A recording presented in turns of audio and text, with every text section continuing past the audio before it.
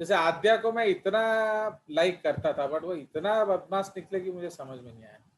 मतलब अभी she is totally not working, and I had very high hopes on Adya Singh, Adya Jenna, तो but आप तो कुछ भी काम नहीं कर रहे। चलिए, so we had talked about the chromosomes, तो हम लोगों ने क्रोमोसोम्स के बारे में डिस्कस किया एंड बहुत सारे स्ट्रक्चर्स के बारे में डिस्कस किया, वेरी वेरी इंपॉर्टेंट कंसेप्ट्स, है कि नहीं। तो हम लोगों ने क्या क्या पढ़ा क्रोमोसोम में, तो वी स्टडीड, अगर हम ऊपर से नीचे आए तो सबसे ऊपर आपका टेलोमियर होगा, है कि नहीं। टेलोमियर के बाद आपका सेकेंडरी कंस्ट्रिक्शन होगा, सेकेंडरी कंस्ट्रिक्शन के बाद आपका काइनेटोकोर होगा।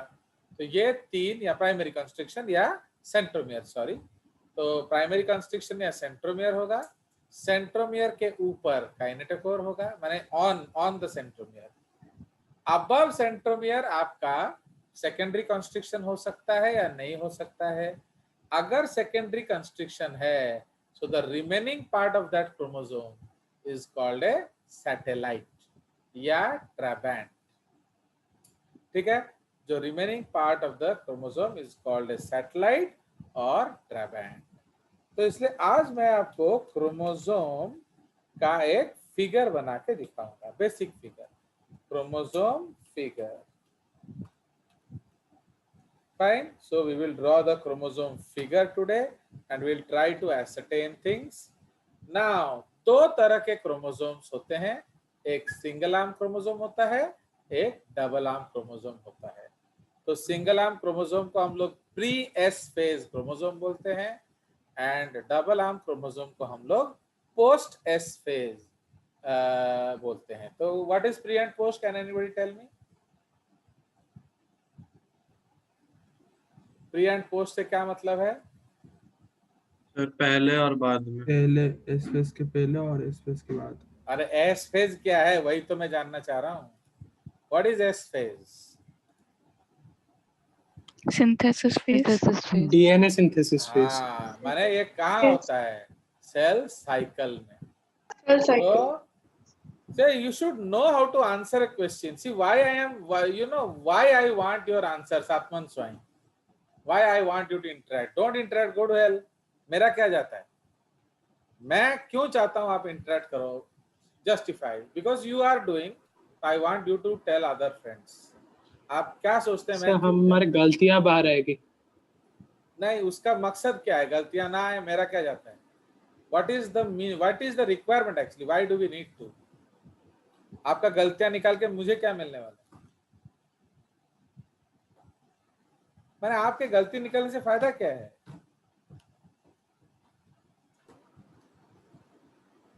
क्योंकि ना जब तक आप ये नहीं समझोगे ना, सो तब तक, जैसे you know I have been very rigid in my relation also. अगर किसी ने मुझे बैकबाइटिंग किया है ना, मैंने से जिंदगी में दोबारा कभी बात नहीं किया है। I have never forgiven people. You know why? मैंने तब तक इंसान को फॉरगिव नहीं किया है जब तक वो अपनी गलती नहीं समझता। समझ में? तो आप जो बोल रहे हो वो क्यों बोल रहे हो? That is an answer to a question and this answer to a question may be from KVPI जज, है कि नहीं? ये क्वेश्चन आपका केवीपीआई जज भी तो पूछ सकता है कि नहीं? तो आप उसको किस तरह का आंसर देंगे कि वो आपको एक अच्छा स्टूडेंट मानेगा? Samiksha is a great student, I really like her, but she is a very useless student, I don't like her. तो समीक्षा, आप मेरे को बताइए आपका कौन सा रूप मुझे अच्छा लगता है एंड कौन सा रूप आपका मुझे खराब लगता है? You tell. तब तक मैं डायग्राम बनाता हूँ। What do you feel? What do you feel? Which Samiksha I like and which Samiksha I don't like? I hate actually.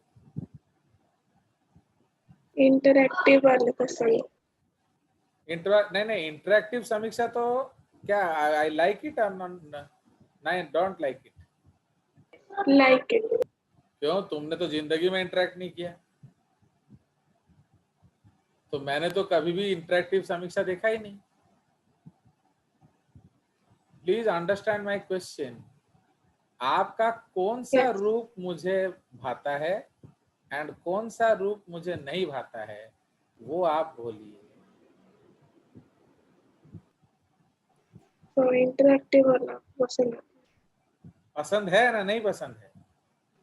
पसंद है। बट तुम तो इंटरेक्ट नहीं करते हो।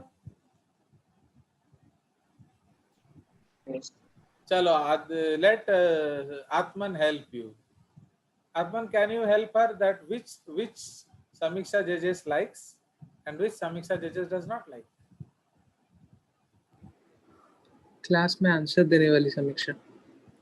उसने तो कभी आंसर नहीं दिया। उसने कब आंसर दिया है?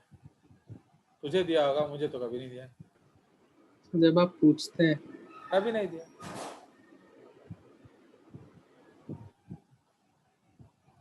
सोचिए सोचिए, बिकॉज तब तक आप नहीं समझेंगे। You will not be an actual winner till that day my dear, ये याद रखना।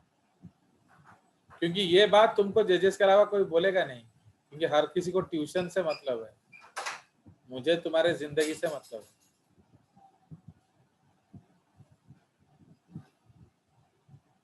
आद्या Jena, can you help her? Sir वो जब आंसर्स देती है क्वेश्चन।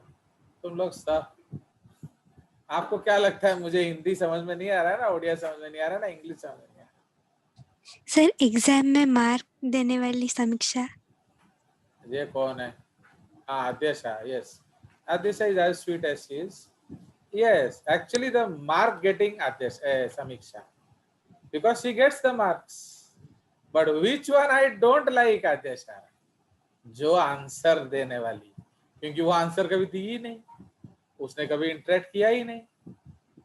समझ में आया? तो ये आप समझिए। तो यथाशीघ्रम, तो समझ में आया? I know she is a gem. You know what is the cost of diamond in the coal field? 40 रुपए किलो। 40 रुपए किलो में डायमंड स्टोन बिकता है। बट घिसाई के बाद उसका कीमत समझते हो कि नहीं? तो वही आप सोचिए।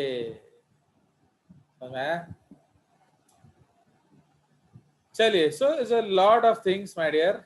तो आप पता नहीं आप लोग कब समझेंगे, क्या समझेंगे। उल्टा मेरा समय जा रहा है। Actually I am losing very vital time to teach you. Then ultimately I will face the brunt.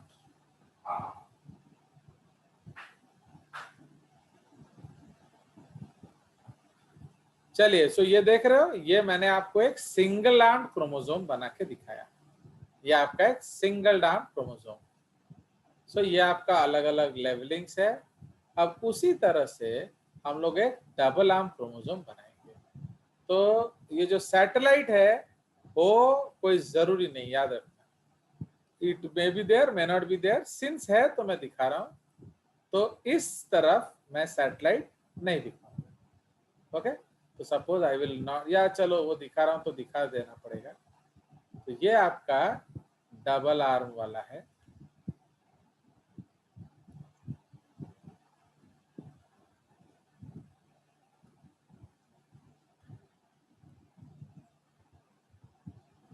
Very very important diagram, क्योंकि यही कंसेप्ट है actually.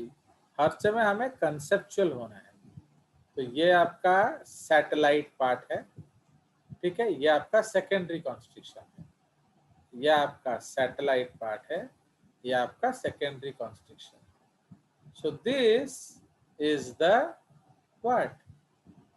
This is the chromosome. And what is primary constriction? You know, वो ऐसे constrict होता है, fine. And फिर the other part is Solan.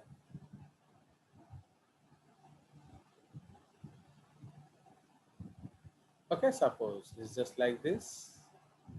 तो ये जो लाइन है ये स्ट्रेट होता है actually, it is not constricted. ये थोड़ा गड़बड़ इधर हुआ, इसको मिटाऊंगा ना तो चल बच गया बच गया बच गया बच गया बच गया बच गया। तो ये जो है ये स्ट्रेट लाइन है एक्चुअली।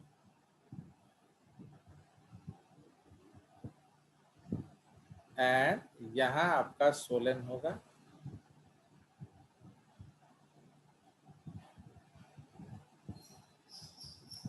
देखो यहाँ एक कंस्ट्रिक्शन बन रहा है, तो जो ये कंस्ट्रिक्शन बन रहा है ये आपका प्राइमरी कंस्ट्रिक्शन है।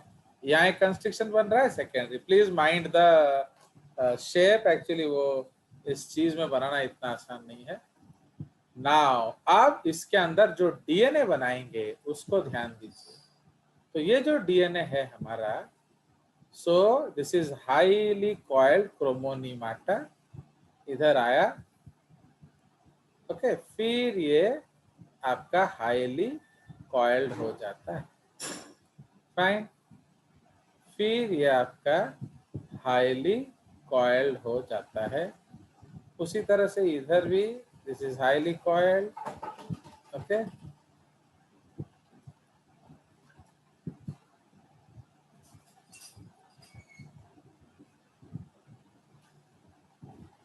क्लियर? अब हम लोग बनाएंगे आपका जो टेलोमियर। सपोज ये टेलोमियर है, इधर भी टेलोमियर है कि नहीं? उसी तरह, अरे यार ये दोनों दुखी करते हैं, इधर भी टेलोमियर है एंड इधर भी टेलोमियर है। नाउ इस जगह आपका क्या है?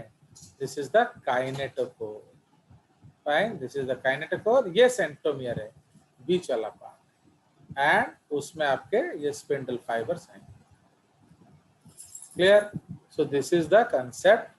अब इसमें हम मैट्रिक्स डालेंगे, समझ रहे हो? तो we will draw the matrix. So उस मैट्रिक्स को हम लोग ड्रॉ करेंगे, तो उसको जस्ट फिलअप करेंगे हम लोग।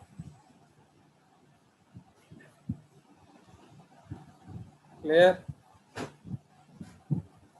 बहुत कुछ करने का तुम लोग के साथ मन है, बट तुम लोग थोड़ा भी कोऑपरेट नहीं कर रहे। मैंने I really want to make you something, but you are not helping at all. बहुत दुख होता है मेरे को तुम लोग को देख के। मैंने कितने बड़े बड़े असाइनमेंट तुम पे करती, आपको याद है कि नहीं? वो आप भूल भी गए होगे वो असाइनमेंट्स, नहीं सर यार। बट वो हम लोग कर नहीं रहे हैं। देख रहे हो कि नहीं? कितने बड़ा बड़ा असाइनमेंट तुम पे move, I you know I not, I don't know, but मैं हर दिन कुछ ना कुछ बनाता हूँ आपके लिए, एवरी डे। आज कभी कभी भेजता भी हूँ बीच बीच में, अरे बाबा रे। तो इसीलिए सो अगेन ये हम लोग उसी चीज का लेवलिंग करेंगे। शायद कट जाएगा ना, इसलिए मैं उसको, अब ये मैट्रिक्स है आपका, ये पेलिकल है, ये जो है सेंट्रोमियर है, ये आपका centromere, this is the kinetochore and these are the spindles. ठीक है? सो ये आपका क्रोमाटिड है, so these are the chromatids, fine. तो ये आपका अलग अलग चीज है। So this is the centromere, again this is the chromonemata. Clear? So I don't think will have enough time to save it, but still मैं कोशिश कर रहा हूँ फिलअप करने के लिए। तो आप लोग भी बोल सकते हैं कि है क्या वो। So we'll try to level it. So सबसे पहला पार्ट क्या है हमारा? That is telomere. उसके बाद ये जो है, so this is the satellite. Satellite. या traband. Okay, this is called satellite or traband. This is called the secondary Constriction. constriction. Okay, secondary constriction.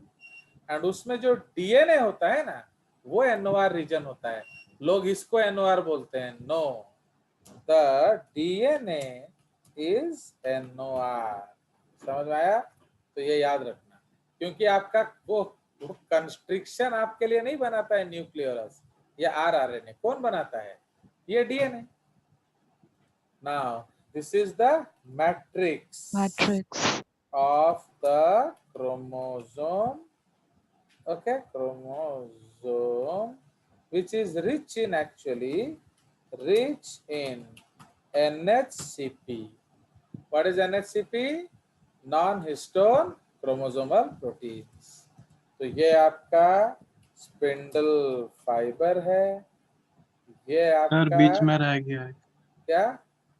हाँ, क्रोमोनीमाटा रह yes, गया। तो ये आपका एक्चुअली वही, जब घड़ी कम होने लगता है ना तो टेंशन होता है। क्रोमोनीमाटा है, इसको एक बार सेव मार दिया जाए।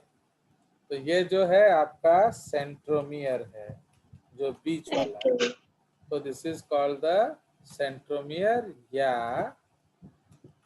Primary constriction. ठीक है, ये जो है ये आपका काइनेटोकोर है। काइनेटोकोर। ओके, तापरे ये जो है ये पेलिकल है, पेलिकल उसका membrane, and this is Membrane. Again the Satellite. ठीक है, इसको हम सेव कर देते हैं। ये भी साला छुपता नहीं है ना। चलो, तो ये हमने सेव कर दिया। तो अब कट ही जाएगा, तो क्यों उसको अगले बार लेवलिंग करेंगे, क्योंकि सेव नहीं करने से ना वो रिकॉर्डिंग होने के बाद उसको निकालना पड़ता है।